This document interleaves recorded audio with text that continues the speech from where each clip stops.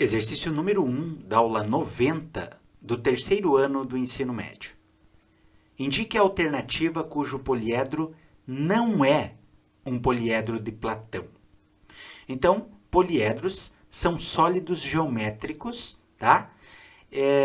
E a característica que identifica aí um chamado poliedro de Platão é que as faces desse poliedro são figuras regulares, ou seja, são figuras que possuem todos os ângulos internos com a mesma medida e todos os lados com a mesma medida. Tá? Então, por exemplo, são 5 poliedros de Platão. O dodecaedro regular. O que é um dodecaedro? É um poliedro que possui 12 faces. E essas faces são pentágonos regulares. Esse é um exemplo de poliedro de Platão. Outro poliedro de Platão. O icosaedro regular. Icosaedro significa que tem 20 faces. E todas as faces são triângulos equiláteros. Octaedro regular. Possui 8 faces e essas faces são triângulos equiláteros. Hexaedro regular possui 6 faces e as 6 faces são quadrados, ou seja, o nosso popular cubo. E o tetraedro, que possui 4 faces e as faces são triângulos equiláteros. Então, esses 5 são chamados poliedros de Platão, porque eles possuem todas as faces polígonos regulares. Esse é um pentágono regular, triângulo regular e triângulo equilátero e quadrado. Tá? Então, desses aqui, ó, tetraedro está lá, o heptaedro não está, o octaedro está ali e o dodecaedro está. Então, o único que não é considerado um poliedro de Platão é o heptaedro. O heptaedro, hepta, quer dizer 7. Significa que tem 7 faces. Então, ele não é um poliedro de Platão. No exercício número 2, diz o seguinte. Um poliedro convexo possui 4 faces triangulares, 2 faces quadrangulares e uma face hexagonal. Qual o número de vértices desse poliedro? Existe uma relação chamada relação de Euler, em que nós podemos encontrar ou o número de vértices, ou o número de faces, ou o número de arestas de qualquer poliedro convexo. Tá? Então, vou escrever aqui. Relação de Euler. Relação de Euler. O que diz a relação de Euler?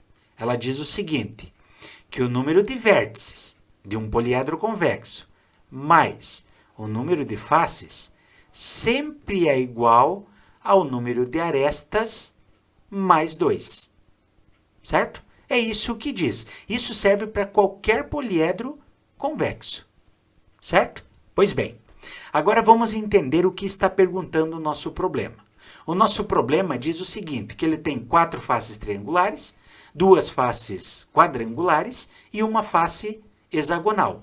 Então, eu sei, por exemplo, qual é o número de faces. Quantas faces ele tem?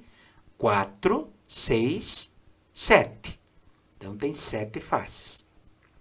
O que está pedindo o problema? Está pedindo o número de vértices. Certo? Pois bem, para que a gente consiga resolver esse problema, nós precisamos determinar o número de arestas. Para que a gente jogue na fórmula e consiga resolver o problema. Só que aqui não está dando o número de arestas. No entanto, através do número de faces, eu consigo descobrir o número de arestas. Como é que a gente vai fazer isso? Então, veja bem. Ele está dizendo o seguinte, que tem 4 faces triangulares. Então, 4 faces triangulares. Quantas arestas tem um triângulo? 1, 2, 3. Então, eu vou multiplicar 4 vezes 3, o resultado vai dar 12 arestas. Só que aqui tem um detalhe. Eu quero que você veja comigo. Ó. Por exemplo, essa aresta aqui. Eu vou considerar nesta face e também vou considerar nesta face aqui. Ó. Você consegue perceber comigo que eu estou contando 2 vezes a mesma aresta? Então, quando eu faço simplesmente essa multiplicação, eu estou duplicando o número de arestas. Para conseguir eliminar isso, eu vou dividir por 2. Então, o resultado será o quê? 6 arestas. Ok?